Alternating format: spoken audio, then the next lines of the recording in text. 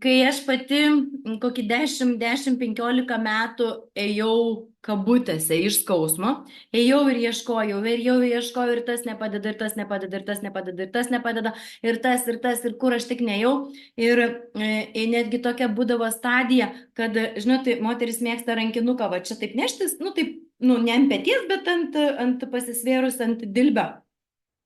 Ir būna toksai, jau atrodo rankinuką, kas nors taip truputuką taip timtels, tik netimtelk, nes kai tiek šiuos, nebevaldžiau savo kūno visiškai, neturėjau jokios pusiausvyros, nieko nebuvo. Tai toks kaip kiaušinis. Ir suprantat, ir tada atrodo, kad tai yra tokia būsena, tai yra normalu. Bet pasakysiu, visiškai galima gyventi labai laisvą, lengvą, drąsų, tokį sveiką gyvenimą. Net žodžio skausmas nėra, nu jo tiesiog nėra. Pavyzdžiui, ten kiti sako skausmo klinika, ten skausmas dar kažkur. Jų tekste netgi yra skausmas žodis. Žmoguje, va dabar pajauskit, kuris yra absoliučiai laisvas, su laisvu kūnu, lengvai judantis, nu visiškai, bet viskas fainiai. Nėra skausmo, nėra pagrindo skausmui. Bet jo ir neteina tenais, nes nėra priežasties skausmui atsirasti.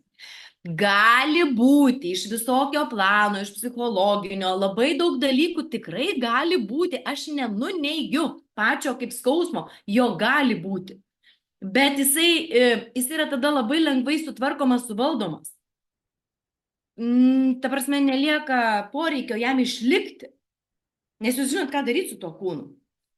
Ir šito mes mokomės ir per pamokas ir labai fainai, žinokit, ir tikrai labai drąsiai ateikit jūs bent pabandyti, vis tiek einat kažkur ieškat, atsakėt priežasties, nu, tarsi, išeiti iš to skausmo, kažką tai darot, bet ateikit pabandyti 10 kantieniką pamokų per Zoom online.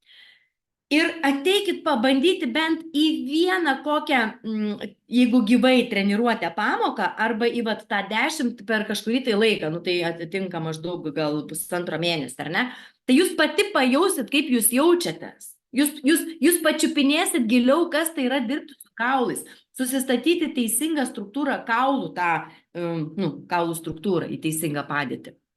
Taip, kad viskas su tuo yra gerai, tikrai išeisit iš tokio skausmo, čia yra menkniekis, kaip ten menkniekis, kilbukas, kaip sako, ar ne?